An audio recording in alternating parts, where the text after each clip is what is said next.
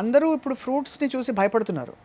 కారణాలు ఏంటంటే ఫ్రూట్స్ తింటే డయాబెటీస్ ఉన్నవాళ్ళు ఫ్రూట్స్ తినకూడదు, తిన్నా మితంగా తినాలి, ఏవేవో రకరకాలు. And highest and most loved fruit, highest sugar ఉండే ఫ్రూట్ మీకు మేము సర్వ్ చేద్దాం అనుకున్నాం ఇప్పుడు.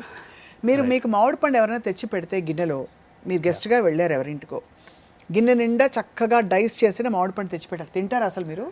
తింటాను, బట్ గిన్నె నిండా తిన్నాను ఆబ్వియస్లీ 2-3 పీసెస్ తింటాను. సో అంటే fortunately I'm not a diabetic, but ఒక డయాబెటిక్ పేషెంట్ అగైన్ మంచి కంట్రోల్ ఉంది. Diabetes is a spectrum. ఒకవైపు ఇన్సులిన్ బాగా హై అంటే 70 to 80 యూనిట్స్ ఆఫ్ ఇన్సులిన్ తీసుకుంటేనే కంట్రోల్లో వచ్చే డయాబెటీస్ అనుకోండి.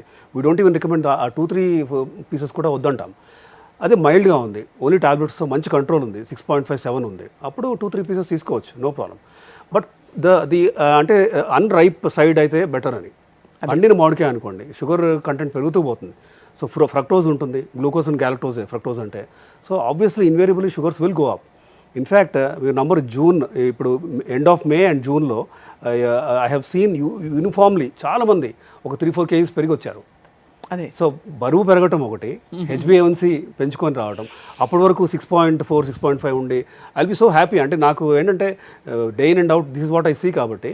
But when they come with 7.5 and all, I get disappointed. ఏమైంది అంటే దే టెల్ ఆనెస్ట్లీ, లేదండి మామిడికాయలు అవి తిన్నాము అనేసి. దే నో తినకూడదు అని. But of course it is always a balance. అంటే కంప్లీట్గా నో అని కూడా చెప్పలేము మనం. సో లెట్ దెమ్ హ్యావ్ కొంచెం, let them enjoy the fruit, but in moderation.